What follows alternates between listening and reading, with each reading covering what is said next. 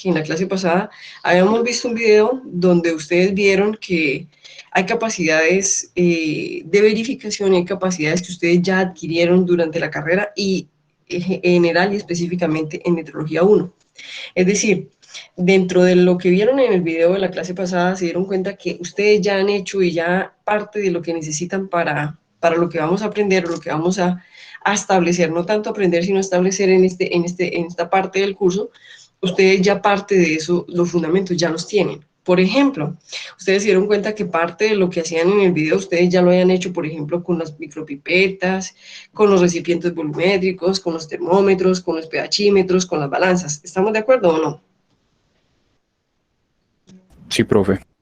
Muy bien, entonces esto es como para establecer que estamos en un punto de partida donde no partimos de cero, sino que partimos desde un punto ya de unas bases ya establecidas y que no son complejas, que ustedes en determinado momento ustedes ya entienden. Muy bien, entonces resulta que todo esto que ustedes vienen esto con fundamentos, lo vamos a definir dentro de la función metrológica.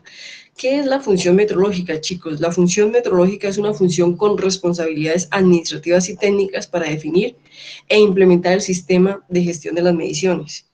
Entonces, ¿qué quiere decir una función con responsabilidades administrativas y técnicas?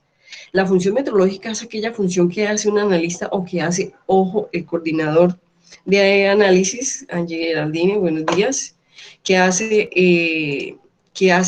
un coordinador y que establece por medio de esa función cómo está el estado de la metrología y cómo está el estado de lo que hacen. Espérenme un momentico, chicos, que creo que entró otra personita a clase. Bueno, no sé. Muy bien. Entonces, eso quiere decir que lo que quiero decirles es que la función metrológica es aquella función que hace una persona que hace control metrológico, y el control metrológico es una función administrativa y técnica. ¿Eso qué quiere decir? Yo les contaba, chicos, que hace 3 años o hace más de 3 años, con la Organización Interamericana del Trabajo de Colombia y el Instituto Nacional de Metrología, se hizo un análisis de brechas de capacidades metrológicas en el país.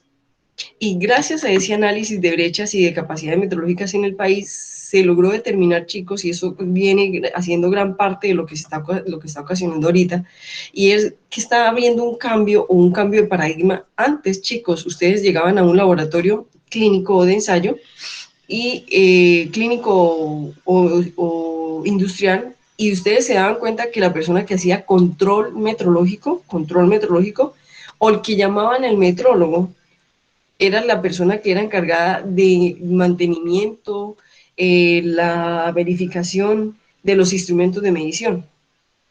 Y normalmente la persona que hacía eso era un ingeniero bioquímico, un ingeniero industrial o un ingeniero químico que tenía la capacidad de conocer el instrumento. Pero resulta que haciendo el análisis de brechas con la Organización Interamericana del Trabajo y el Instituto Nacional de Metrología, se llegó a la conclusión de que en un laboratorio clínico no tenía por qué haber un ingeniero industrial o un ingeniero bioquímico, biomédico o un ingeniero químico haciendo esa función, porque realmente, no estoy hablando de Natalia Gómez, es decir, yo, chicos, que soy ingeniera química, sino estoy hablando de mis compañeros, o sea, con mis colegas ingenieros químicos que no tienen el conocimiento de los métodos analíticos de laboratorio clínico como lo tengo yo. Entonces estoy hablando de un ingeniero químico que no sale de su zona de confort, que es un ingeniero de procesos como tal. Entonces, generalmente se tenía, y eso pasa todavía en el San Vicente de Paul, que el metrólogo o la persona que se encarga de hacer la metrología es un ingeniero químico que se encarga del mantenimiento, la verificación de los equipos. Yo no estoy diciendo, chicos, que no haya una persona que debe estar encargada de eso, pero de 3 años para acá o más, se ha venido determinando que en los laboratorios clínicos no tiene por qué haber una persona diferente a un microbiólogo, porque son los que realmente conocen las técnicas y los procedimientos analíticos que se usan y se utilizan en esos instrumentos. Entonces se determinó es que a esas personas no es contratar un ingeniero industrial o un ingeniero químico, sino escoger a una persona que conozca los procedimientos y capacitarla para que conozca los instrumentos, es decir, para que sepa cómo se tiene que hacer el mantenimiento, cómo se tiene que hacer. Y entonces esa persona no solamente se va a encargar del control metrológico de los instrumentos, sino que se va a encargar del sistema de gestión de la calidad, que es la metrología como tal.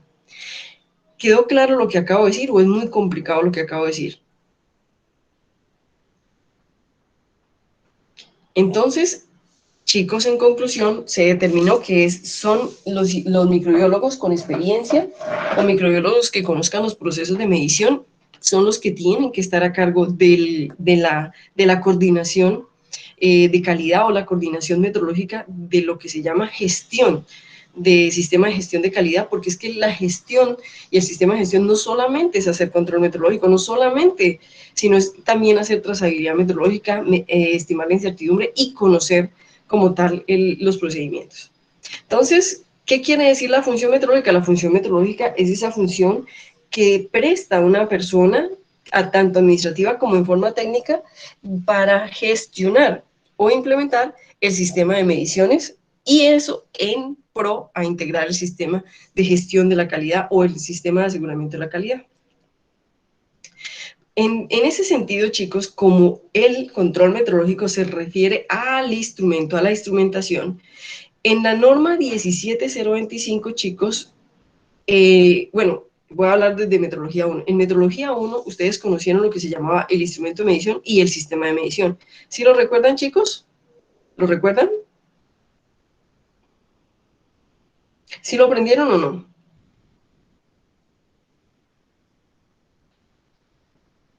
¿Saben la diferencia entre lo que es un sistema de medición y el instrumento de medición? ¿O para ustedes es lo mismo, chicos? Profe, pues yo pienso que el instrumento de medición hace parte del sistema de medición, que Muy se bien, compone, digamos, de muchos más factores como el procedimiento de medida, por ejemplo. excelente. Entonces Profe, yo le resulta, hago una pregunta. Qué claro, pena. digo, ¿Usted está presentando algún material de apoyo en este momento o está simplemente, sí, pues, por claro. la pantalla yo no veo, pues, por lo menos. Ay, chicos, no, yo la había Yo no lo veo, compartido. no sé si ahora sí se está empezando a, ahora Ya, sí. ya la volví a compartir. Sí, que no Listo, sé si profe. fue que en determinado momento se bajó. Listo, Ok. muy bien. Entonces, eso quiere decir, chicos, que en, en la norma 17025, en la última actualización, chicos, lo que ustedes aprendieron en Metrología 1, que hace parte del vocabulario internacional de metrología, que se llama el instrumento de medición es aquel equipo que es el instrumento bajo calibración que nosotros conocemos como IBC, instrumento bajo calibración, porque es el instrumento del cual depende ese mensurando que es el que usted le va a entregar al cliente, que generalmente estos instrumentos se conocen como los instrumentos analíticos, que son de variables bioquímicas y biológicas, ya lo vamos a ver, pero este instrumento no es todo el sistema de medición. Cuando hablamos de todo el sistema de medición, quiere decir que el sistema de medición es tanto el instrumento de medición como los instrumentos de apoyo, como todos los consumibles reactivos, software, todo lo que usted necesite, como lo dijo Michael, para usted poder llevar a cabo esta medición. En la norma 17025-2017, la última versión, chicos, este sistema de medición o todo lo que tiene que ver con los instrumentos de un sistema de medición lo encierran dentro de una palabra que se llama equipamiento. Entonces, en equipamiento vamos a decir que está el instrumento de medición, pero no se limita solamente al equipo del instrumento de medición como tal, sino que también se trata de todos los instrumentos necesarios para llevar a cabo esa medición, lo que ustedes habían aprendido como sistema de medición, pero que no encierra todo lo que es un sistema de medición, porque se trata solamente de la parte instrumental. Entonces, claro, cuando yo hablaba de un sistema de medición, como lo dijo Michael, yo estoy hablando del método, del procedimiento de medición, estoy hablando del registro, del software, del hardware, estoy hablando de los consumibles, estoy hablando de los recipientes, estoy hablando de...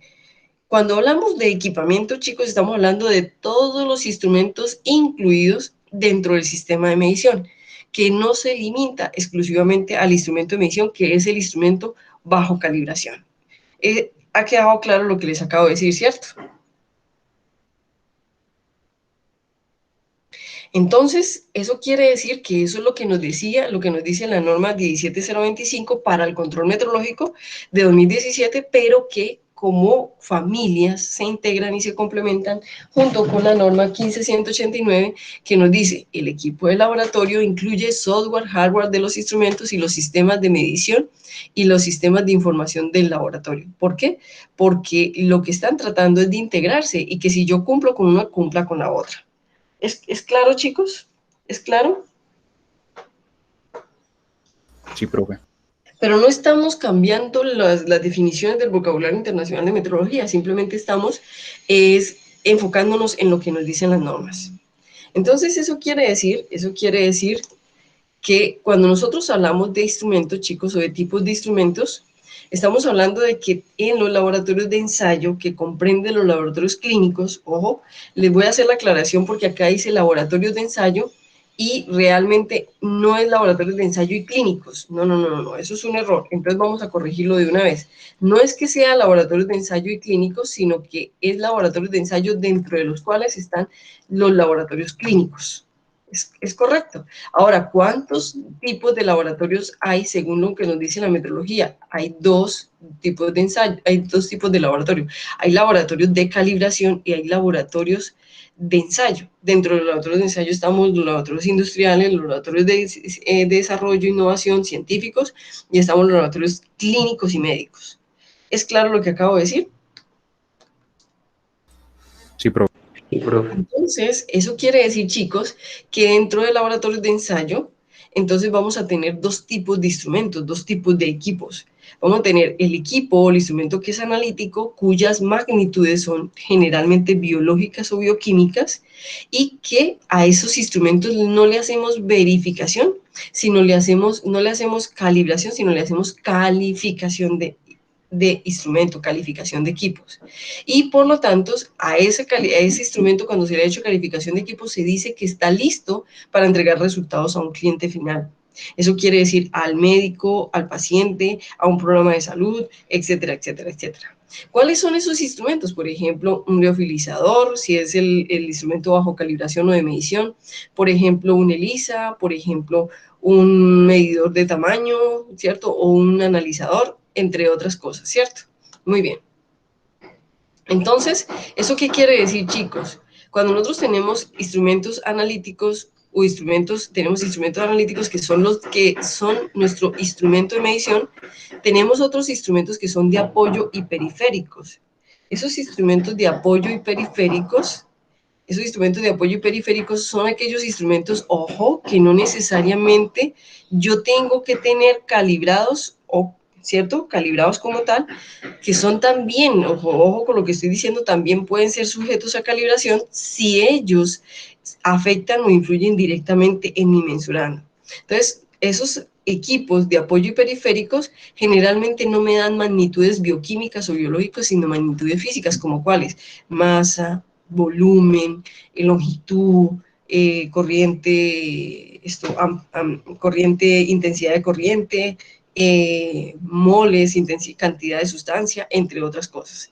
Entonces, esos instrumentos que son de apoyo, es decir, que no son el instrumento del cual yo tengo mi mensurando, generalmente nos dan magnitudes físicas y a esos instrumentos yo les hago confirmación metrológica, que lo vamos a aprender, y esa confirmación metrológica es un resultado que es para mí como analista, para mí como laboratorio, para mi proceso interno. Entonces, todos aquellos equipos periféricos o de apoyo son resultados internos que yo uso para que cuando yo hago el procedimiento o el sistema de medición en un procedimiento, me sirven como variables de entrada en un procedimiento para que el equipo o el instrumento analítico me dé un resultado o un mensurando para el cliente final, es decir, para el cliente al cual le estoy vendiendo ese proceso. ¿Es claro lo que acabo de decir? ¿Quedó claro, chicos? Profe, yo tengo una duda en cuanto a equipos como, por ejemplo, el autoclave, la centrífuga, las neveras, que pues creo yo no entregan un resultado de medición como tal y no sé en dónde se clasifican ahí. Michael, todos esos equipos que acabas de nombrar generalmente son de apoyo. Solamente el autoclave se convierte en el instrumento de medición cuando tú tienes que tu proceso se llama esterilización. Es decir, si tu proceso tu procedimiento es esterilizar porque tienes que, digamos, dentro de tu proyecto, dentro de tu trabajo, tienes que inactivar una bacteria o tienes, y eso hace parte del proceso, es decir, es el instrumento de medición. Entonces, solamente en ese caso, él se convierte en el equipo analítico, pero generalmente en los procesos que ustedes hacen en laboratorio de clínico, esos equipos que nombraste no son analíticos, sino son de apoyo y periféricos. Listo, profe. Entonces, ¿por qué, Michael? Porque generalmente, analicémoslo desde el punto de vista de lo que me preguntaste. ¿Cuándo va a ser importante, por ejemplo, eh, eh, inhibir, no, eliminar, no, bajar la viabilidad de microorganismo? No, ¿cierto que no? Para ustedes no va a ser, digamos, un parámetro de un mesurando de entrega para un cliente, sino para ustedes va a ser importante ya como una actividad de apoyo. Es decir, tú lo haces, mides el microorganismo, miras qué bacteria es, pero luego la inactivas porque sabes que es un proceso que tienes que hacer como parte de las buenas prácticas de tu trabajo. Pero no es una variable, un mensurando que tú estés vendiendo. ¿Sí me entiendes? Sí, claro, profe. Entonces, todos aquellos instrumentos, por ejemplo, como un congelador, un ultracongelador, una nevera, un termómetro, una balanza, una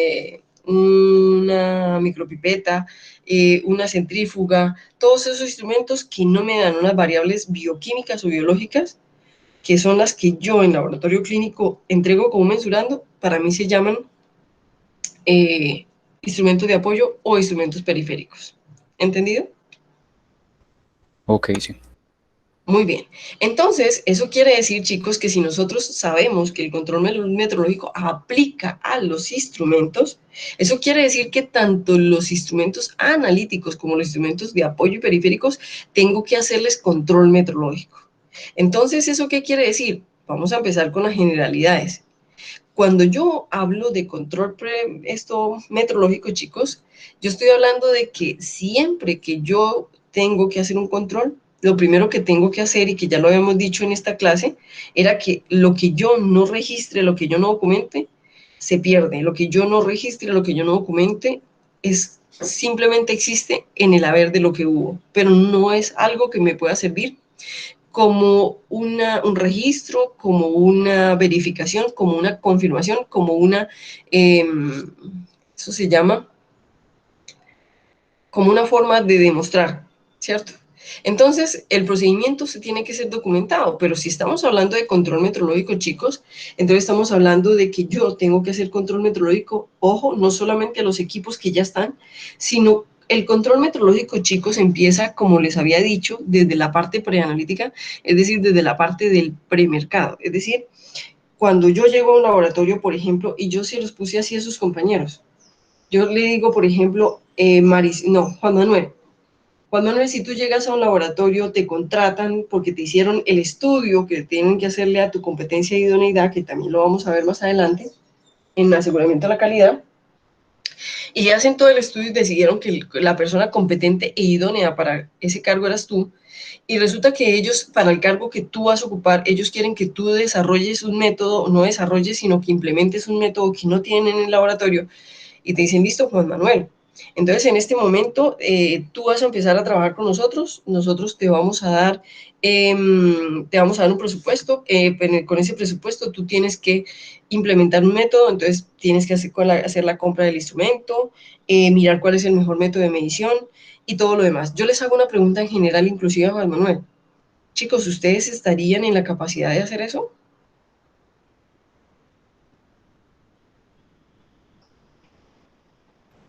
Profe, ya me asusté. La verdad no tendría idea. ¿No? Juan Manuel, por ejemplo, dime un método que tú manejes, un método analítico que tú ya manejes en microbiología. Profe, pues la electroforesis, yo creo. Listo, muy bien. Entonces, Juan Manuel, llegas a un laboratorio y en el laboratorio te dicen, Juan Manuel, aquí en el laboratorio no hacemos electroforesis todavía, pero entonces te vamos a dar un presupuesto para que tú implementes la electroforesis porque vamos a empezar a vender ese servicio. Entonces te vamos a dar el presupuesto y tú tienes que documentar el proceso, comprar el instrumento, hacer todo, es decir, hacer todo el sistema de gestión. ¿Qué tendrías que hacer? Cuéntame qué creen. Chicos, no me dejen a Juan Manuel solo. ¿Qué creen ustedes que tendría que hacer Juan Manuel? Juan Manuel, ¿qué crees tú que tendrías que hacer? Pues primero como mirar el presupuesto como para uno sí saber, digamos, qué comprar, digamos, sí, o sea, Pero dependiendo del para, presupuesto que a uno le dan, uno revisa como todo, digamos, los instrumentos, los reactivos, yo digo que sería primero eso. Juan Manuel, y si a ti te dan un presupuesto, ¿tú cómo sabes que te alcanza o no te alcanza?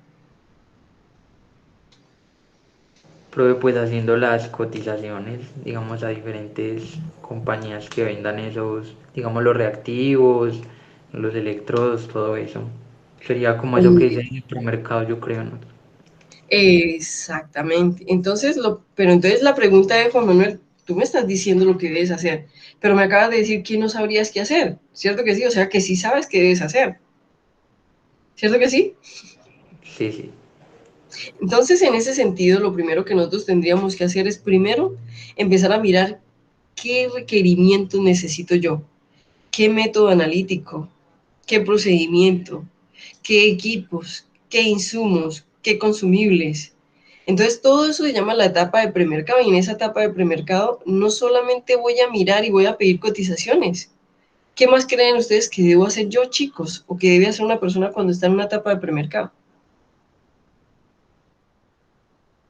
Profe, yo diría que informarse muy bien sobre los instrumentos que va a comprar, porque tiene que saber pues cuál va a ser el adecuado que va a adquirir. Perfecto, muy bien. Entonces, lo primero que tengo que ir a ver es en el mercado que se usa. Si en el mercado que se usa, si para mí, en lo que yo lo necesito es útil, es decir, si tiene actitud de uso, es según mis requerimientos. Pero hay otra cosa más importante que también tengo que hacer, listo, ya miré el equipo, ya sé cuál es el equipo, ya definí cuál es el instrumento o tipo de instrumentos que puedo cotizar, ya empiezo a hacer las cotizaciones, yo ya definí todas las características meteorológicas que debe tener ese instrumento. ¿Qué creen ustedes que debo hacer después?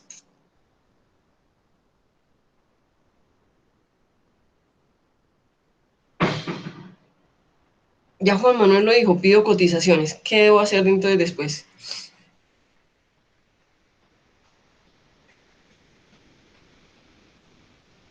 Chicos,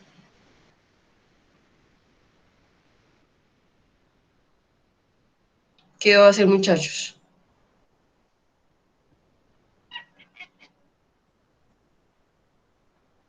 ¿Qué creen ustedes que yo debería hacer? Yo tengo una cantidad de cotizaciones. ¿Qué hago yo con esas cotizaciones, chicos?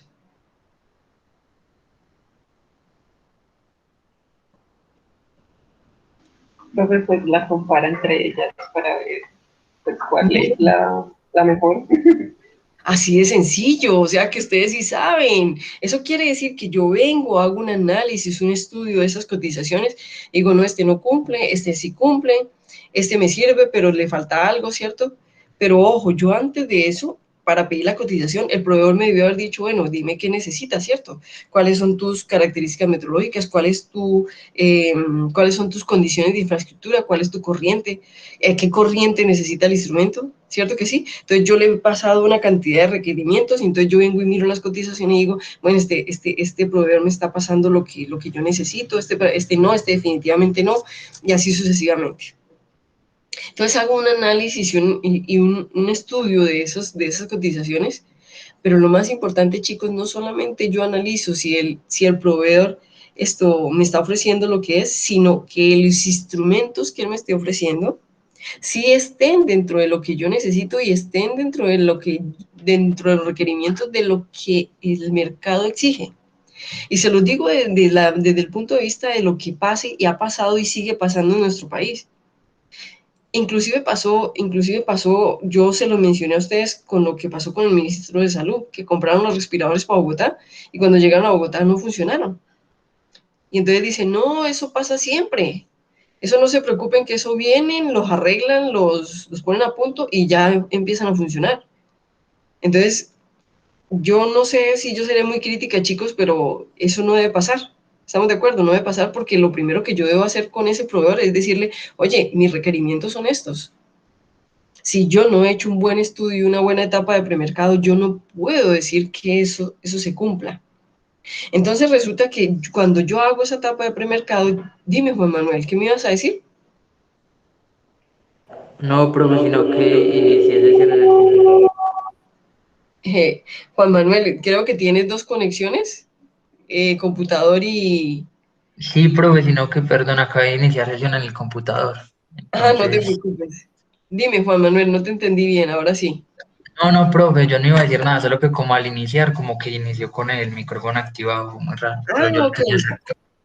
No hay problema, no hay problema. Entonces, eso quiere decir, chicos, que yo le digo a mi proveedor qué equipo necesito, pero resulta, chicos, que estamos en un país que no es desarrollado y yo no sé si ustedes saben que los proveedores de equipos, por ejemplo, analíticos, me voy a ir a estos, tienen la costumbre de vendernos a Sudamérica y a países no desarrollados los instrumentos que o no lograron vender que con los que se enguesaron, que ya realmente están a punto de quedar obsoletos, con 2, 3, 4, 5 años de quedar obsoletos, y entonces ellos nos empiezan a ofrecer, y nosotros, ojo, yo se los decía a sus compañeros chicos, nosotros junto con ustedes, yo también hago eso, nosotros somos como en los que trabajamos en laboratorio y que trabajamos en parte química, o bioquímica, nosotros somos como los niños cuando le regalan un juguete, cuando nos llega un equipo somos como los niños cuando le regalan un juguete.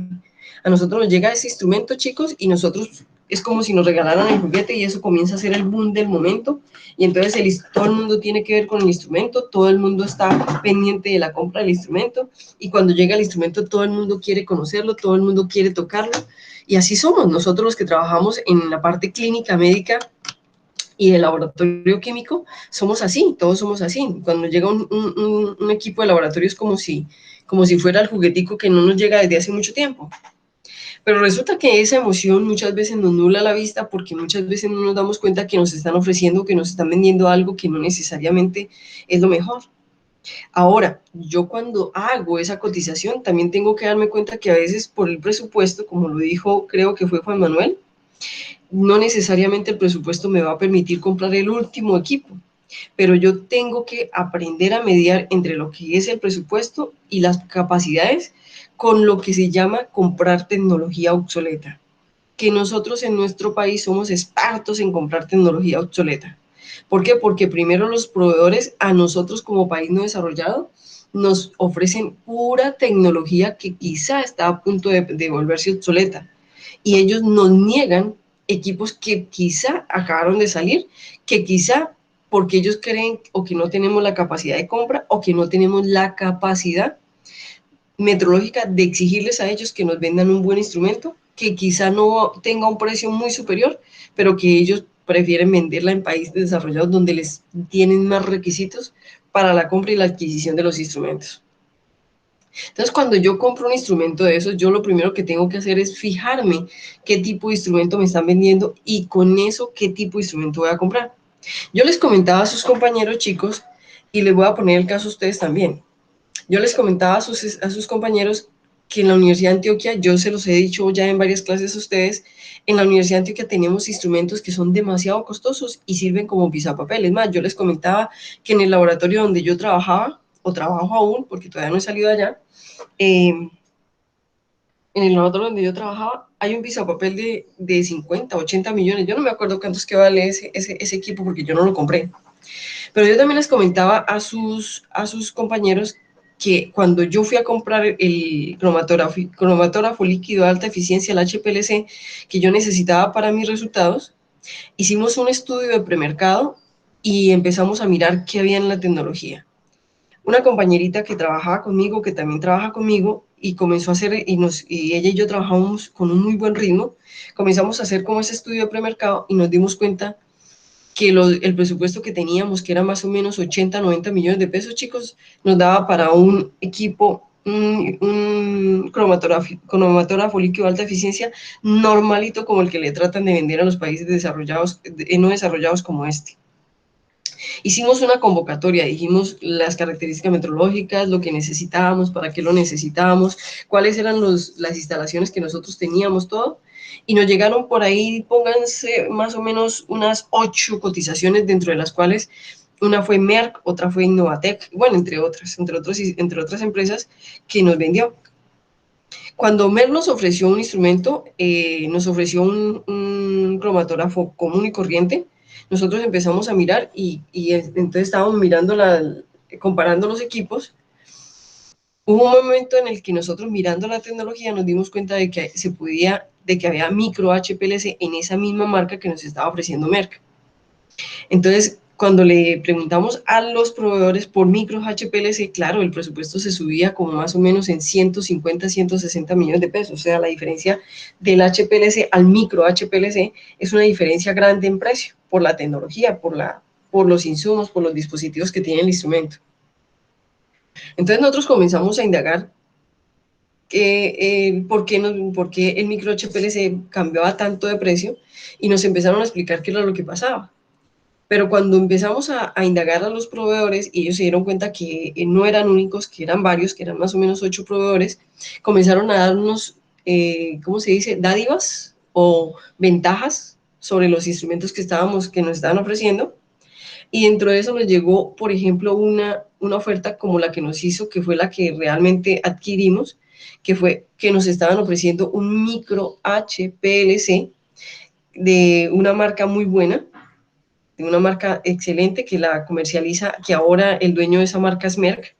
En ese momento estaba Merck incursionando en esa marca, y realmente nos empezó a ofrecer ese micro HPLC a un precio muy similar a lo que nos estaban cobrando los otros precios de los equipos muy normales.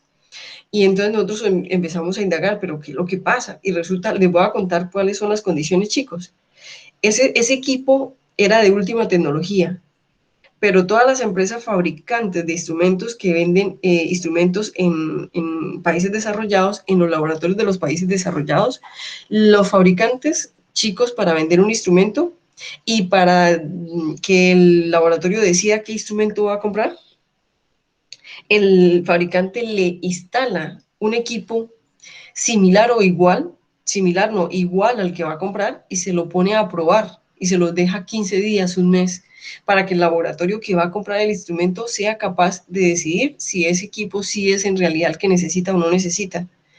Cuando el laboratorio ha decidido qué equipo, qué proveedor, después de haber probado con los mismos instrumentos en el laboratorio, el fabricante retira el equipo de prueba, y si el laboratorio decidió que es él el proveedor que le va a suministrar el equipo, entonces le venden un equipo totalmente nuevo, como dicen los carros, 0 kilómetros. Entonces, resulta que lo que nos estaba ofreciendo Merck en ese momento, chicos, era un instrumento que había sido el instrumento de prueba de varios laboratorios a los cuales ellos le habían vendido ese instrumento. Y por eso nos estaban vendiendo un instrumento de última tecnología, pero a precios mucho más económicos. Es decir, no nos estaban cobrando los 0 kilómetros, sino nos estaban cobrando que ya era de segundo uso. Y la pregunta es, ¿cómo uno justificarle a conciencia hacia la Universidad de Antioquia que va a comprar un equipo que no es nuevo por un valor de 80 millones de pesos? ¿Cómo uno justificarle a la Universidad de Antioquia que no va a comprar un instrumento nuevo con un presupuesto como el que yo acabo de decir? ¿Qué creen ustedes, chicos, si eso es una buena opción? ¿Qué podría pasar, qué no podría pasar cuando yo estoy haciendo ese estudio de premercado y me llegan a un país como Colombia con una oferta de esas? ¿Qué creen ustedes que puede pasar? ¿Qué características, qué debo tener yo para decidir si sí o si no? ¿Cómo debo justificar eso? Profe, yo creo que de pronto hay que tener en cuenta, digamos, por ejemplo, lo que es la deriva instrumental. Mirar el desgaste que ha tenido ese equipo en sus Exacto. calibraciones. No sé, pues, qué tantas calibraciones tenga en el caso del equipo que ustedes adquirieron. Pero, por ejemplo, eso, el desgaste, el ruido que tenga. Perfecto, muy bien. Hubiera sido diferente la historia, chicos, si yo no les hubiera dicho, porque a sus compañeros no les dije que lo compramos sino hasta el final. Entonces, una chica me dijo, no, profe, yo no lo compro porque ya ha sido usado, ¿cierto? Y quieren que les cuente algo, chicos. Yo les contaba a sus compañeros que en la Universidad de Antioquia tenemos ese micro HPLC, que es el único micro HPLC que en este momento tiene la Universidad de Antioquia y ya presta servicios, nosotros prestamos servicios con ese micro HPLC. Micro HPLC significa, chicos, que las muestras son a nivel micro, que yo no necesito preparar mililitros, sino que con un microlitro que yo prepare de la muestra, con eso puedo pasarla y él me puede hacer el análisis con la cantidad de inyecciones que yo necesite. Esa es la diferencia, es decir, que yo no necesito un vial normal de 1 mililitro, sino que necesito microviales que son de capacidad de 20 microlitros, de 30 microlitros, y con esa muestra tengo para hacer 20, 10 medidas, y así sucesivamente. Entonces, es la diferencia de un micro HPLC a un HPLC. Pero aquí en Colombia es muy difícil que nos ofrezcan, bueno, en este momento yo no sé, ya han pasado 6, 7 años, yo no sé si en este momento yo creo que ya deben haber micro HPLCs aquí en Colombia. Pero chicos, en este momento, este equipo que yo compré ya era de segunda mano, porque había sido el equipo de prueba, lleva más o menos 7, 8 años funcionando y funciona a la perfección por la marca, por el tipo de instrumento que es. Pero les voy a contar la historia. Yo les he contado a ustedes que en mi laboratorio hay un instrumento súper bonito, súper espectacular, que hace electroforesis automática, y que yo solamente le coloco ahí y él hace el gel, él hace todo. Y que también hace ARN y ADN, es decir, hace análisis de ARN y ADN, y es un equipo que yo les he contado que es un pisapapel de 50 millones de pesos, que cuesta como 50, 60, 70, no me acuerdo cuánto fue que costó, y para mí es un pisapapel. Porque ese equipo, y ya les voy a seguir comentando sobre ese equipo, es un equipo que ni siquiera pasó la calibración del proveedor, pero la persona que hizo la gestión o el control del premercado y toda la gestión no se encargó de verificar que realmente el equipo cumpliera y que cumpliera con todas las de la ley. Entonces, cuando uno hace esa etapa de premercado y uno realmente decide comprar un instrumento, tiene que fijarse en muchas variables, la tecnología, qué me están ofreciendo, si el equipo que me están ofreciendo en 3 o 4 años se vuelve obsoleto. Si ese equipo que me están vendiendo se vuelve obsoleto, recuerden que cuando un equipo se vuelve obsoleto le quedan por ahí 7 o 6 años de repuestos y ya las mismas fábricas le quitan los repuestos para que, como pasa con la tecnología, chicos, el instrumento simplemente se vuelve obsoleto y ya no sirva. En ese caso les voy a poner el ejemplo de otro equipo que nosotros teníamos en el laboratorio. Nosotros teníamos en el laboratorio un texturómetro TX de marca TX-Ta, y ese texturómetro es espectacular, un texturómetro impresionante. Ese texturómetro simplemente como la persona que lo compró a años de quedar obsoleto, ese equipo simplemente quedó obsoleto y 6 años después el software ya no volvió a funcionar porque algo le pasó al software.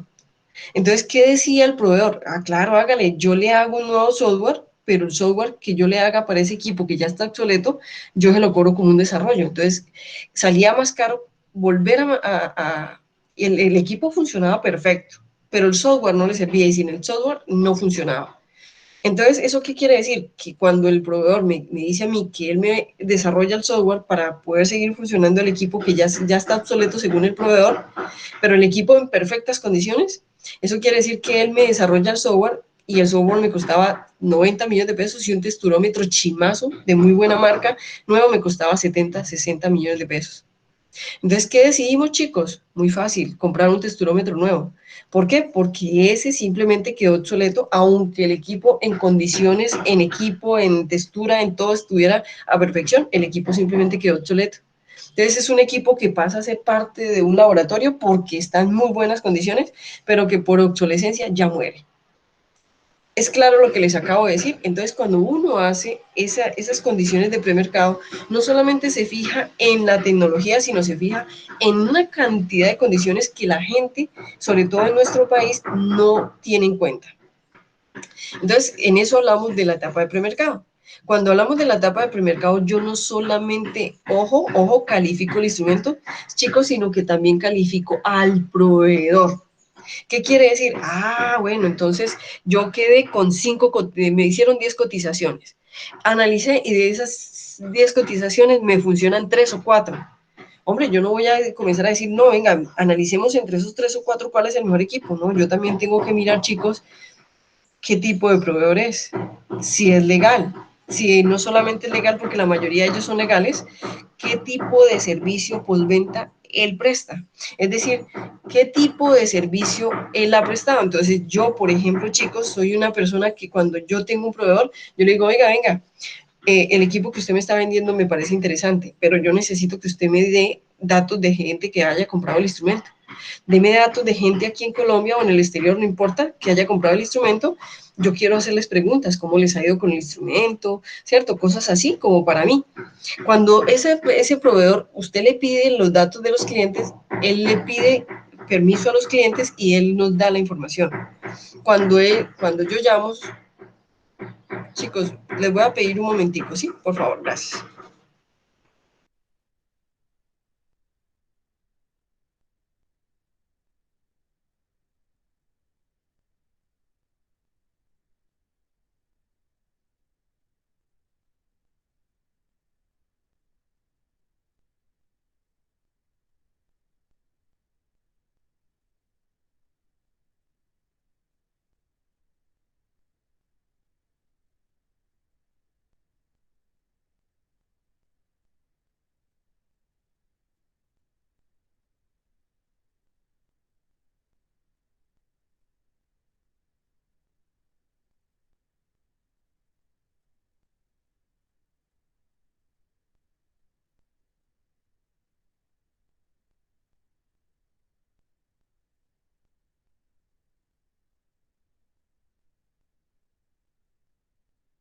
Hola chicos, qué pena con ustedes. Es que con esa martilladera uno no es capaz de dictar clase.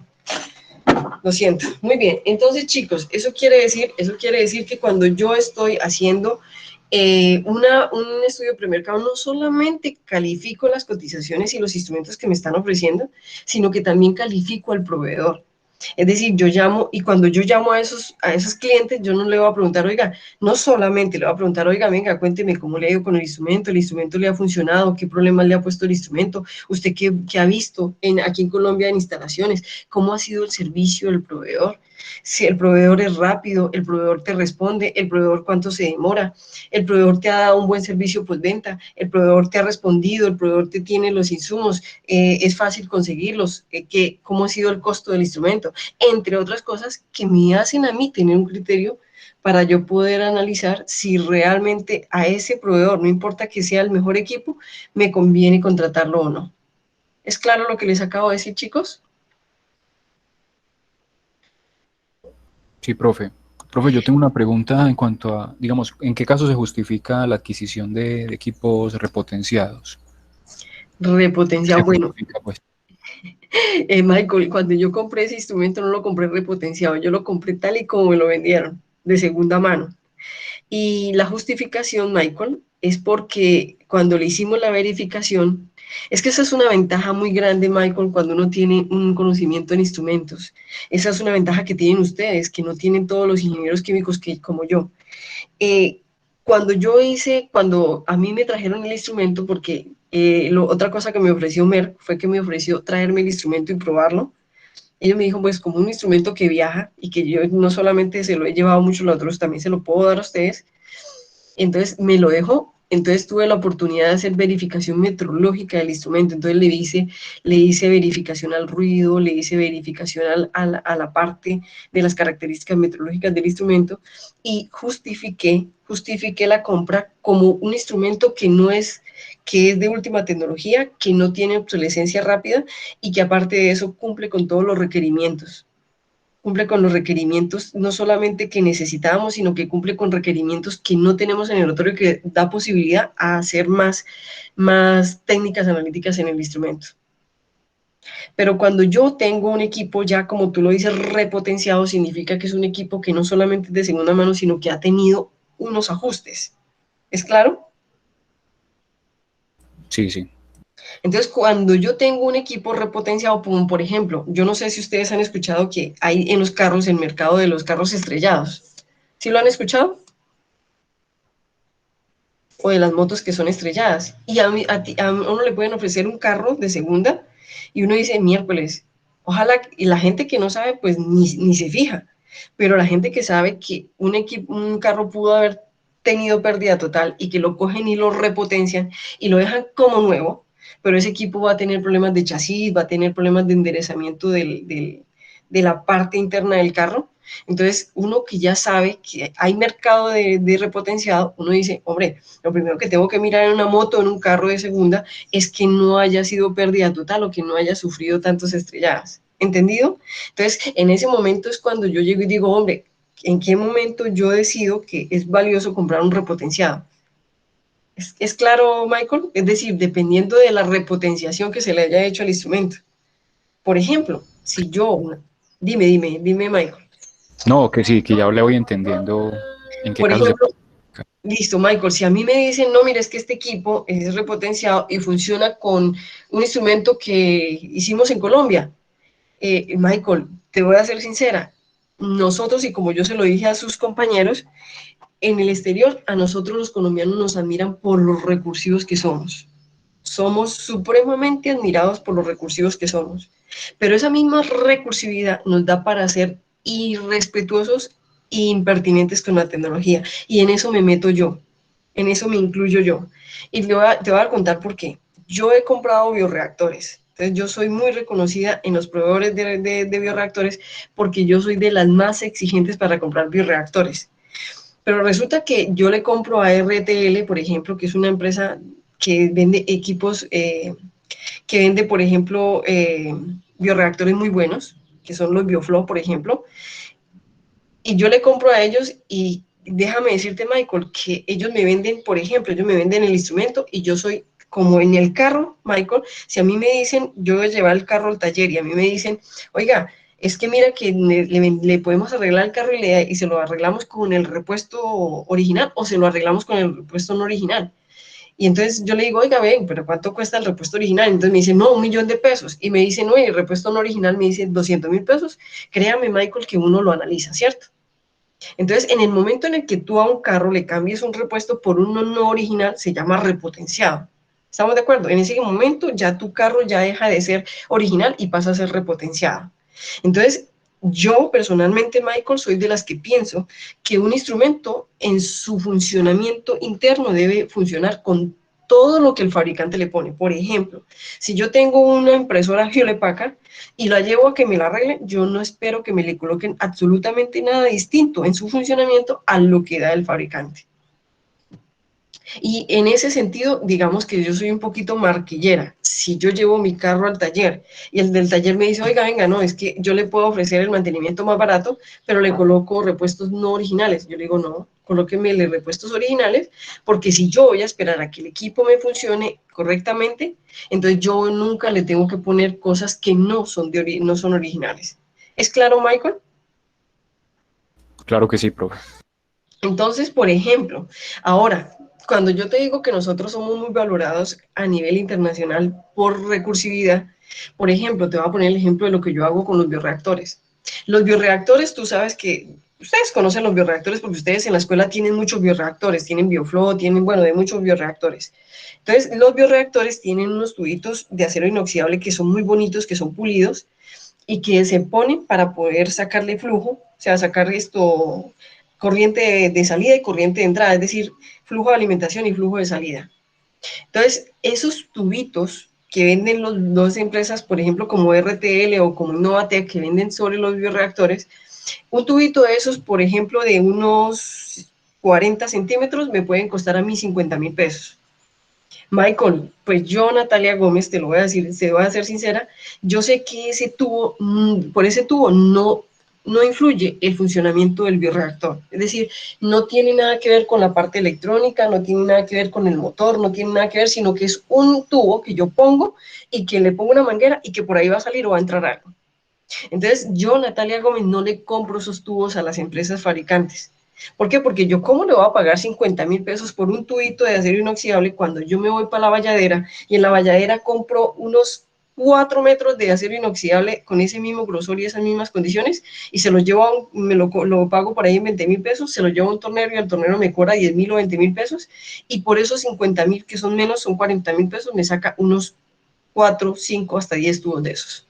Entonces, Eso le iba a decir, profe, que hay componentes que quizá no influyan en esas características meteorológicas o en el resultado de medida y uno puede, digamos, adquirir de forma, digamos, genérica pero ahí no hay problemas, digamos, de garantía, digamos, en cuanto al proveedor, que le diga a uno, bueno, eso no le afecta al resultado, pero ya es un componente que usted adquirió por aparte, yo no le puedo Eh, garantizar algo, no, no sé. Michael, mientras no haga parte interna del instrumento, es decir, mientras yo no me ponga y desbarate la parte electrónica del instrumento, mientras yo no me ponga y le meta mano al motor, mientras yo no desbarate la parte, es decir, la parte de funcionamiento, no tiene por qué dañar la garantía.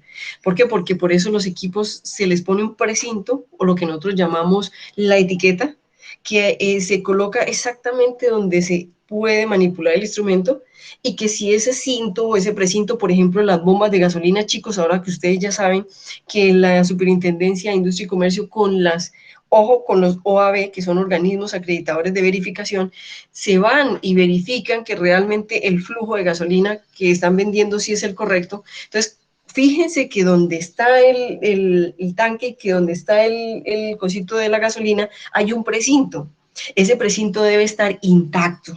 Si ese precinto llega a estar cortado, llega a estar lastimado, ese precinto significa que tú has agredido o has entrado al instrumento, y en ese momento ya el proveedor te puede decir, oye, yo ya no te puedo dar garantía. ¿Estamos de acuerdo? ¿Es claro, Michael? Sí, sí, claro. Entonces, una cosa es que yo compre, ¿cómo se dice?, consumibles o insumos que no, de los cuales no dependa el instrumento, pero inclusive yo, Michael, soy marquillera en ese sentido. Por ejemplo, Michael, si yo tuviera una empresa de litografía o de impresión, yo sé que yo no me puedo comprar una impresora cualquiera. Entonces, lo primero que yo haría, Michael, sería fijarme en una impresora que sea un burro de trabajo y que como burro de trabajo funcione y que no me vaya a sacar la mano. Entonces me iría para la Hewlett Packard, ¿cierto? Entonces yo digo, hay que comprar una Hewlett Packard o una impresora que sea buena. Ahora, si para mí, Michael, la impresora no es importante, sino que es una impresora para la casa, o es una impresora que simplemente me va a imprimir facturas, pero no hace parte de mi negocio, de mi goodwill, de mi core, como digo yo, del negocio, entonces yo puedo comprarme una Chao o puedo comprarme cualquier otra, ¿cierto? Entonces, no sé si es claro lo que te acabo de decir. Sí, profe, claro, está muy En claro. ese sentido, yo soy de las que digo, hombre, si yo me voy a ir a la presentación, hombre, si yo me voy a comprar, por ejemplo, una Lisa, entonces yo me voy para donde un Víctor, que son Merck, ¿cierto? O me voy, si me voy a comprar un liofilizador, busco, es decir, busco las marcas que realmente, aunque mi presupuesto, Juan Manuel, no sea el que es, yo busco que mi equipo esté dentro de las mejores marcas. ¿Por qué? Porque hay marcas, hay de todas las marcas posibles. En ese sentido voy a hablarles de lo que ustedes más o menos conocen, porque lo conocemos todos, es un equipo de mucho manejo, y les voy a hablar, por ejemplo, de las balanzas. Si yo, chicos, me voy a hacer un estudio, por ejemplo, de balanzas, entonces yo coloco balanzas, pero voy a colocar marcas de balanzas. ¿Listo? Como para que miremos. Entonces, si yo me voy a hacer esto, balanzas analíticas, se me olvida que es que hay básculas y hay grameras analíticas. Listo, muy bien. Entonces, si yo me voy a hacer, por ejemplo, las balanzas, pues claro, yo voy a encontrar balanzas de muchas marcas. Entonces voy a encontrar las que son Shimazu, ¿cierto? Voy a encontrar las que son, por ejemplo, como esta, que son, bueno, ¿este qué es? Espérenme, yo lo miro bien. Esta no le veo la marca, pero por ejemplo creo que esta es Shimazu. Por ejemplo, creo que uy, esta es muy buena. Esta Sartorius. ¿Sí me entienden? Entonces, es decir, dependiendo del equipo que yo vaya a comprar, pues a mí me van Fisher Scientific, son muy buenas. Entonces, si yo voy a comprar un instrumento, lo primero que yo hago es fijarme en qué tipo de marca. Entonces, ustedes dirán, profe, o sea, que tú eres de las personas que no compra una Bell. Pues yo lo pensaría. Es decir, la Bell no significa que sea mala, chicos, pero hombre, si yo voy a comprar una balanza y que me dure, por ejemplo, yo me voy por Shimazu, por Sartorius, es decir, me voy por las balanzas que a mí en el trabajo poco o grande o pequeño que he tenido, me han ofrecido una buena garantía. Hombre, pero cuestan más. Pero es que yo no tengo que mirar el costo de adquisición, tengo que mirar el costo de uso, funcionamiento, mantenimiento, etcétera, etcétera, etcétera. ¿Es claro, chicos? ¿He sido como más claro, no? Sí, profe, me queda muy claro. Perfecto. Entonces, vamos entonces en que cuando yo estoy haciendo un control metrológico, lo primero que hago es una etapa de premercado. Después de esa etapa de premercado hacemos una etapa de instalación. Es decir, hemos aprobado el proveedor, hemos aprobado el instrumento, hemos adquirido el instrumento, hacemos la instalación. En esa instalación tenemos capacitación, entrenamiento, cierre de brechas, ¿cierto? De cómo aprendemos a manejar ese instrumento y luego le damos una liberación al equipo, es decir, calificamos si el equipo si realmente funciona, si no funciona y le doy como el pasisalvo a ese proveedor. Ojo, porque el proveedor también me tiene que garantizar que me capacita, que me deja el equipo funcionando y que me lo deja calibrado. Si el instrumento no me queda funcionando como yo lo necesito, yo no le debo dar un pasisalvo al proveedor para que él se vaya y no vuelve jamás por ese lado. Listo, es decir, por la capacitación. Entonces, le doy una liberación, luego lo usamos, tomamos decisiones y acciones. ¿Qué quiere decir? Ah, profe, pero es que no solamente es comprar un instrumento, es coger un instrumento y mirar si hay que sustituirlo, si hay que cambiarlo, si hay que desecharlo, o qué hacer con ese instrumento. Y a esto que estamos hablando le llamamos procesos de control metrológico. Como segunda, entonces, después de que ya tenemos el equipo funcionando, tenemos que mirar, chicos, qué necesitamos completamente para tener en adecuado funcionamiento ese equipo. Se llama dotación. Es como cuando, chicos, les voy a hablar en términos microbiológicos y yo que he trabajado con bacterias y con células del cuerpo humano, y yo siempre les he dicho, las bacterias y los microorganismos, más que todo las células en general, voy a hacer más global, es como una planta o es como un ser humano. Entre mejor esté su medio, mejor crece. Si una persona crece en un medio bonito, esa persona va a desarrollarse bien. Si esas células crecen en un medio bien sano, adecuado, con todo lo que necesita, con todos los requerimientos, esas células van a crecer bonitas y se van a poner bonitas. Entonces, lo mismo le pasa a un equipo cuando yo lo tengo y lo estoy usando, le trato de poner la mejor dotación y que sea completa para que él funcione en su adecuado nivel o eficacia. ¿Eso qué quiere decir? No solamente tengo que mirar qué equipo, sino cómo lo tengo que dotar, qué tengo que tener en cuenta y qué acceso tenemos con respecto al presupuesto Juan Manuel y los demás con respecto a ese instrumento. Ahora, cuando ya lo tenemos, entonces tenemos que asegurar que esté bajo un control permanente y esto se llama control metrológico. ¿Eso qué quiere decir? Tengo que asegurarme que durante todo su funcionamiento él cumpla con todos los requisitos y características metrológicas para la actitud de lo que yo lo necesito, para lo que lo compré y para lo que lo voy a poner a funcionar. Y para eso se necesita un programa. En ese programa se hace un programa que es periódico, que es consecutivo, y se hace un programa que es de mantenimiento no solamente preventivo, sino también correctivo, calibración, verificación, calificación, entre otras. Y que tiene como tal que ser documentado, y dentro de esa documentación le hacemos la trazabilidad meteorológica, que es lo que vamos a aprender al final, y por eso el taller se llama control meteorológico y trazabilidad. ¿Listo, chicos? ¿Ha sido claro lo que les he explicado? Sí, profe. Muy bien. Entonces, ¿qué quiere decir cuando yo hago control meteorológico de instrumentos o de equipos y que tiene que ser un procedimiento documentado? Entonces, miren que yo acá les estoy colocando todo lo que yo necesito para hacer la etapa de premercado. Juan Manuel, te la voy a mentir, no. ¿Eso qué quiere decir, chicos? ¿Qué tenemos que hacer? Por ejemplo, si nosotros tenemos que hacer la selección y compra. Miren que acá está. Díganme ustedes, chicos, pónganme el ejemplo de un instrumento. Un instrumento que ustedes vayan a comprar. ¿Qué es lo primero que yo debo establecer para hacer la selección? Ya les dije yo que uno tiene que ser muy exigente hasta con el proveedor. Ojo que esto no se los enseñan en cualquier parte. Entonces, ¿qué tengo yo que saber ya del instrumento cuando yo voy a establecer, es decir, voy a pedir cotizaciones?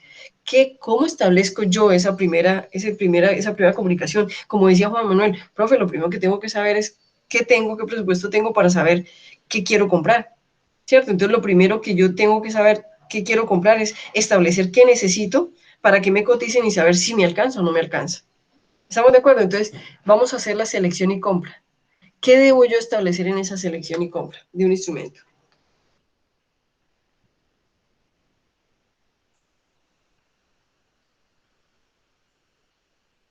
¿Ah, chicos? Ahí está. Profe, sí, mirar, por ejemplo, las necesidades en cuanto a los resultados que yo debo entregar, en cuanto al uso previsto, por ejemplo, por ejemplo, la infraestructura del laboratorio. Si tiene, aquí hay equipos que de pronto no van a, digamos, a tener la forma de instalarse dentro del equipo por su tamaño. Si tengo, digamos, las condiciones, digamos, la nivelación de una mesa para poder instalar esos equipos. Ujú. Es decir, me tengo que fijar en todos los requerimientos, ¿sí o no? Sí, claro. Exactamente. Entonces, ¿eso qué quiere decir? Yo les hago la pregunta, ¿en estos momentos ustedes estarían en condiciones de establecer características metrológicas y requerimientos para un instrumento?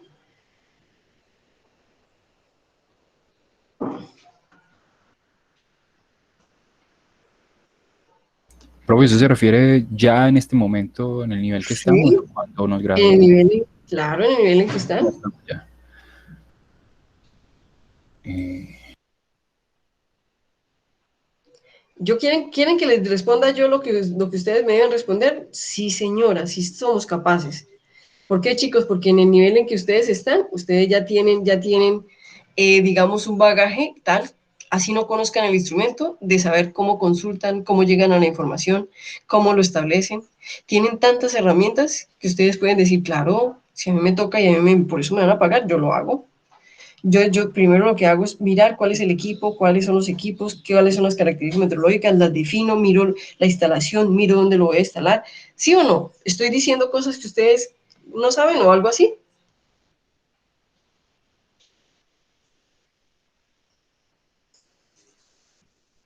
sí, profe, también son cosas como de sentido común y ¿verdad? Uno Es puede consultar también.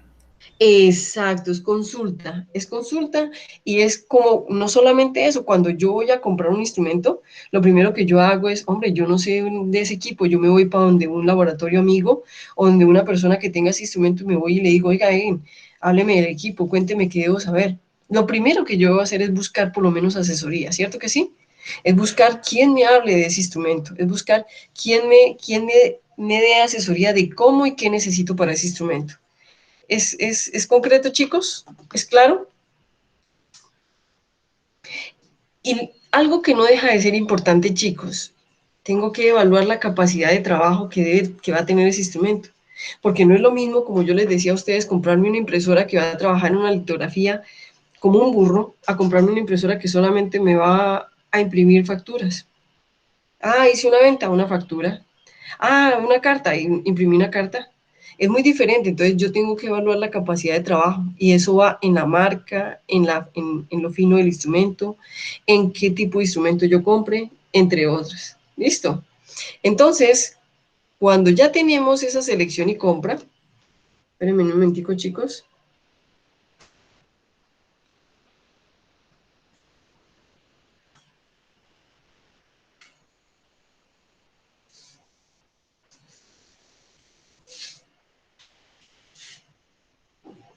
Cuando yo ya tengo esa selección y compra, entonces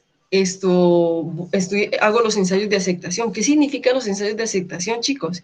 Significa que entonces yo hago y empiezo a, ¿cómo se dice? Inicio un programa de control meteorológico. ¿Qué significa? Empiezo a mirar cuáles son las condiciones que me está diciendo el fabricante.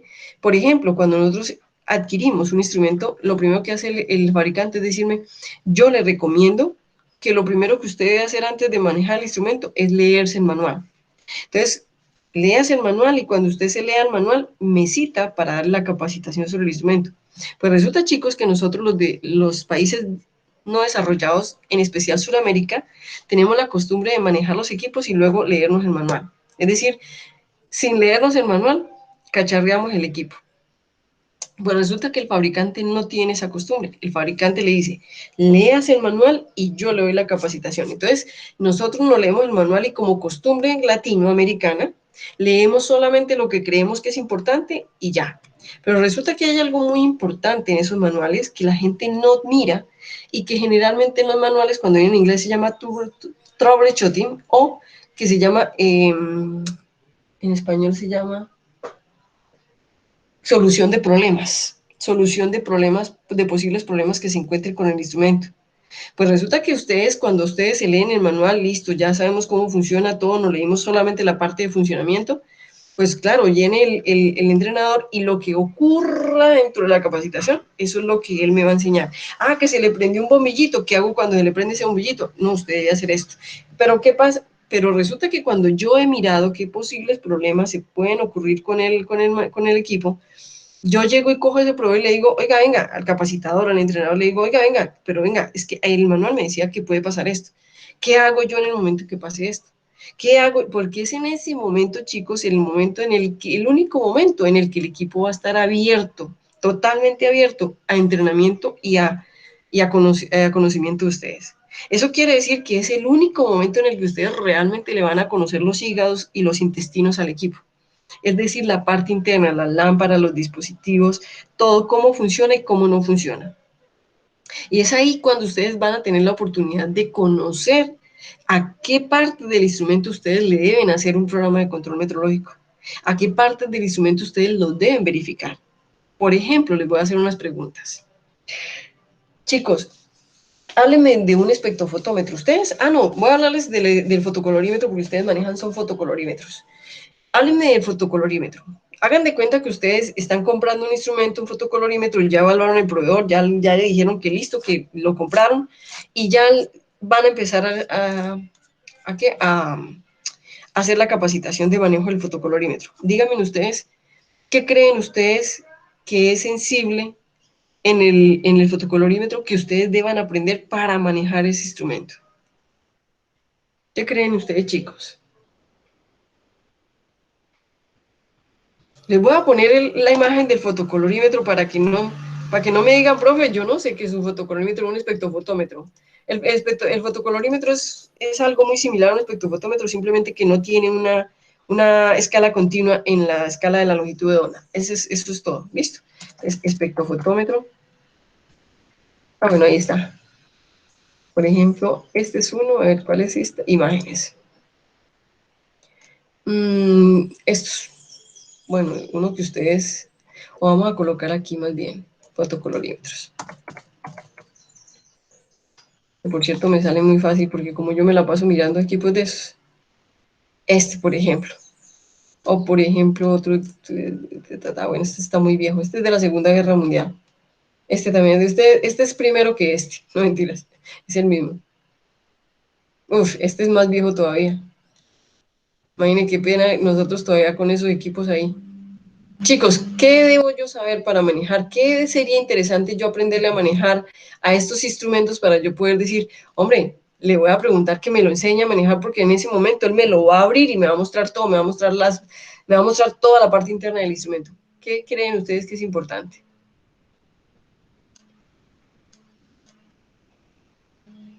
Chicos, o no es importante.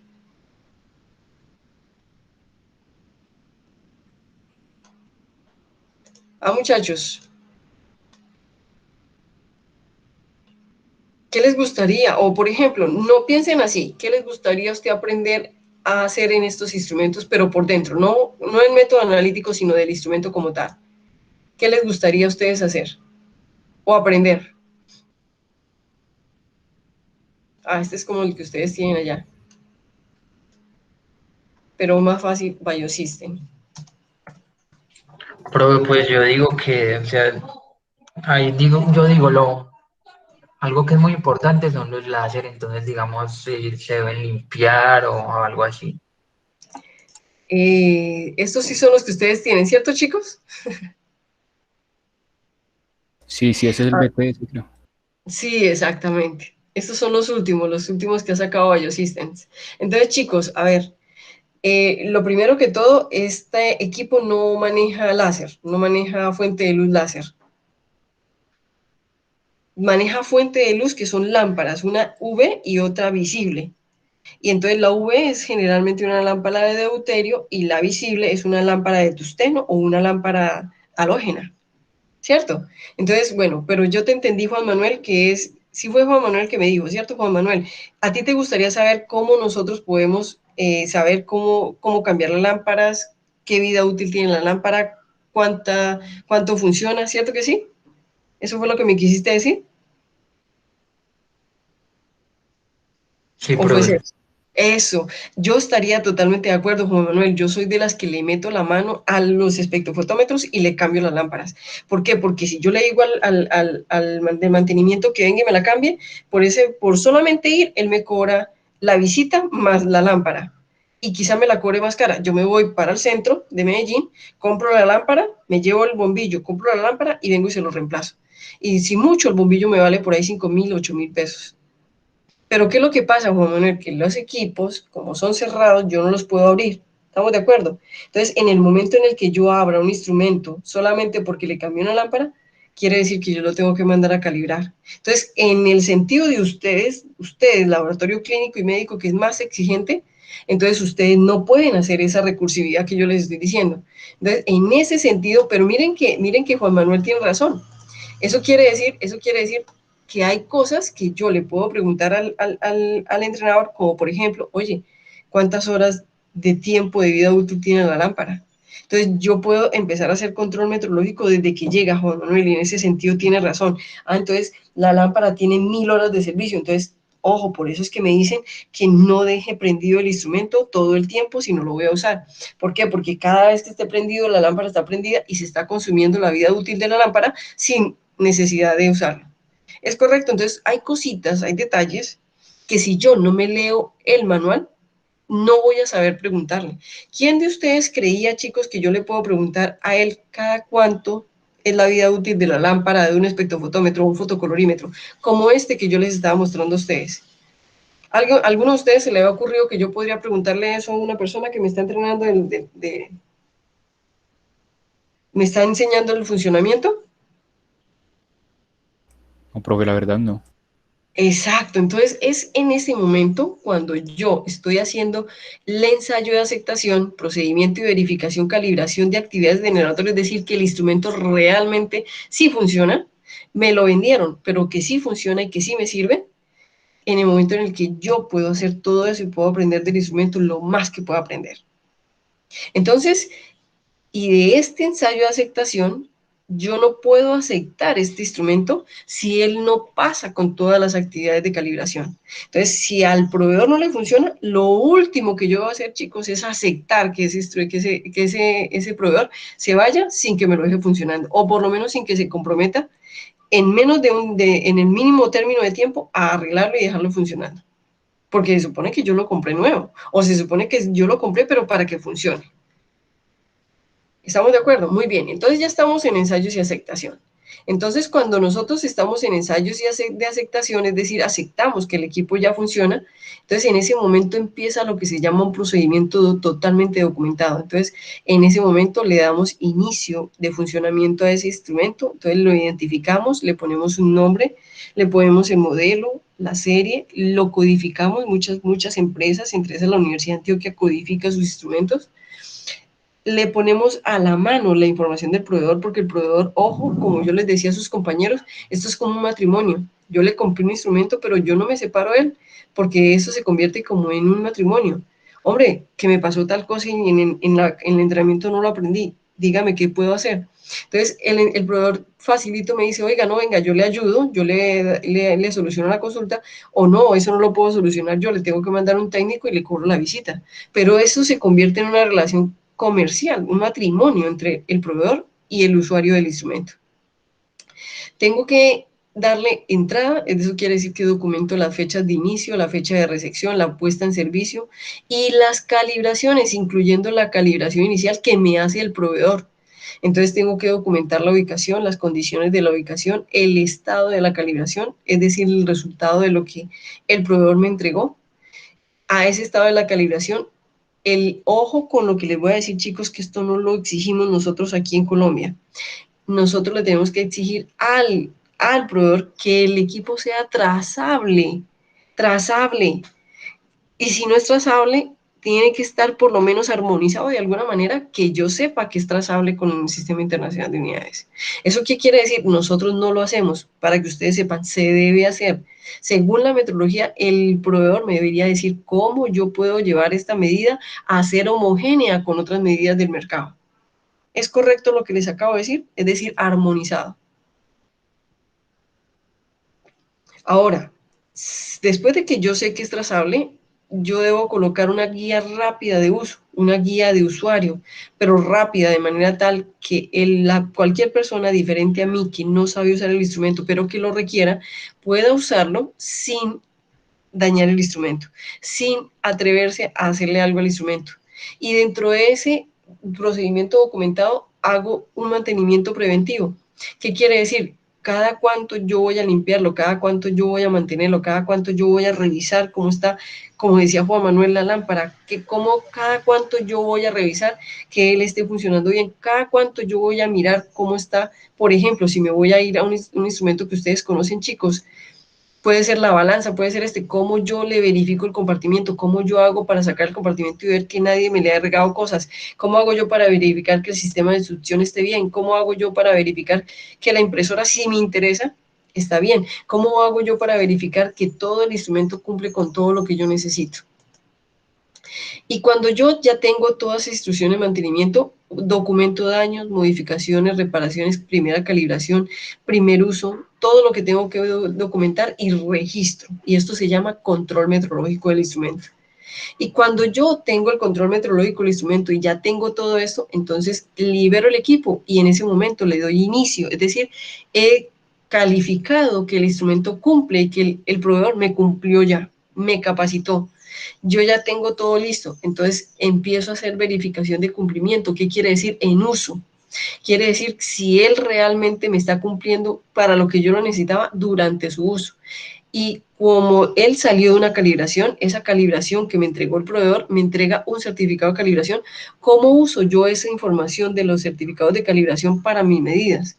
Si inclusive nuevo tengo que aplicar factores de corrección o no. Si yo, discúlpenme, voy a tomar agüita, chicos. Si yo tengo que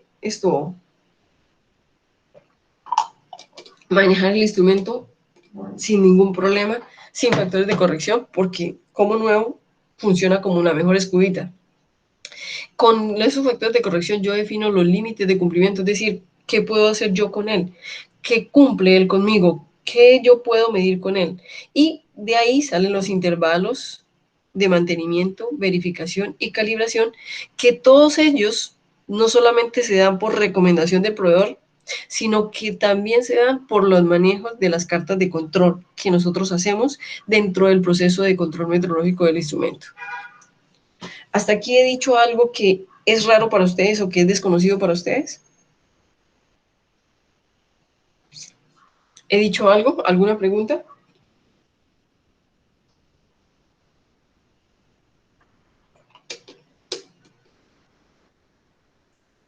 Chicos.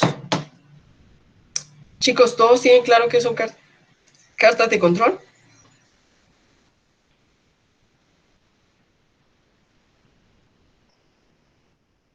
¿Lo tienen claro? Sergio, ¿sí lo tienes claro? Sí, profe, yo sé. Excelente. ¿Con quién viste Metrología 1? Profe, no me acuerdo del nombre muy bien, pero no me acuerdo. Eran dos profesores hombres, pero no me acuerdo. Y una profesora. Fue hace mucho, la verdad. Listo, muy bien, chicos. ¿Todos tienen claro, como Sergio, qué es una carta de control? Es muy fácil, una carta de control es lo más fácil de este mundo. Uno lo hace, es más, uno lo hace muchas veces sin saber que es una carta de control. Una carta de control es aquel documento que yo voy armando, voy llenando de información. Es una gráfica que me va dando información del tiempo en el que yo defino cada cuánto hago mantenimiento, cada cuánto hago verificación, cada cuánto hago calibración. ¿Todos tienen claro todos? Por ejemplo, Michael, Marisol, Angie, Juan Manuel, Lorena. Profe, más o menos, por ejemplo, lo que es ¿cómo se llama eso? La hoja de vida del instrumento es claro, ¿cierto que sí? Eso es diferente, ¿cierto? Exacto. Entonces, miren, acá tengo una carta de control. Una carta de control. Cuando ustedes en Metrología 1 vieron el mantenimiento preventivo y correctivo, debieron haberles enseñado esta carta de control, que es una información, por ejemplo, acá está la medida del instrumento, la medida que yo estoy esperando, y aquí tengo el error máximo permisible máximo, y aquí tengo el mínimo, el límite mínimo del error máximo permisible. Entonces yo voy tomando medidas, tomo una medida, y esto es tiempo 1, tiempo 2, tiempo 3, tiempo 4, estos son temporales. ¿Listo? Que no solamente es cada vez que lo calibro, sino cada vez que yo lo verifico. Entonces yo voy verificando, y voy verificando no solamente el valor, sino que voy verificando su variabilidad, es decir, la incertidumbre o la desviación estándar, ¿cierto? En caso de que no manejen la incertidumbre, la desviación estándar, ¿qué tanto cumple con ese error máximo permisible? Porque recuerden ustedes que en Metrología 1, ustedes aprendieron que cuando nosotros verificamos un instrumento, lo que estamos verificando es su cumplimiento con el error máximo permisible del instrumento. Entonces, cuando nosotros estamos en el error máximo permisible, verificamos que las medidas estén y que no se salgan, y que todos los valores probables posibles de esa variable se encuentren dentro de ese error máximo permisible. Eso quiere decir que yo verifico que no se salga. En el momento en el que yo vea que él se está acercando al error máximo permisible, sea el límite inferior o sea el límite superior, yo estoy por lo menos aquí pensando que ya debo estarle haciendo mantenimiento al instrumento. Porque acá hay una deriva, lo que ustedes conocen como deriva. ¿Estamos de acuerdo? Es decir, cómo cambian esas características metrológicas que yo necesito que el instrumento me dé, porque son requisitos. ¿Estamos de acuerdo? Entonces, cuando estoy aquí, pues ya aquí en este momento, ya hace mucho rato debió haberle hecho mantenimiento al instrumento. ¿Sí está claro lo que es una carta de control, chicos? Sí, profe, ahí se incluirían en ese registro los controles rutinarios que se hacen. Sí. Espera un momentico, Michael. Sí, Michael, generalmente esto se hace con estas cartas de control se pasan con controles para saber si el equipo sí está funcionando bien. Uh-huh. ¿Es claro, Michael? Sí, ya me queda muy claro que es una carta de control. Claro, y es muy fácil, y uno lo hace muy seguido. Es más, sí, sí. Uno lo hace, exacto, no solamente lo hace para los equipos, pero esto es lo que se llama cartas de control para el control metrológico. Chicos, ¿a todos les quedó claro? ¿A todos les quedó claro? Sí, profe. Bueno, chicos, entonces vamos a hacer lo siguiente. Como yo llegué con el otro equipo hasta aquí, para la siguiente vamos a seguir viendo los otros detalles del control metrológico. Entonces vamos a dejar la clase por ahora hasta acá. ¿Listo? ¿Les parece? Sí, profe, está bien. Bueno, chicos, entonces que les vaya muy bien. Les deseo un feliz resto de tarde, que la pasen muy bien y que estén bien, ¿oye? Igualmente, profe. Gracias. Listo, muchas gracias. Cuídense. Gracias, profe. Ok, chao. Ay, profe, Juan Manuel.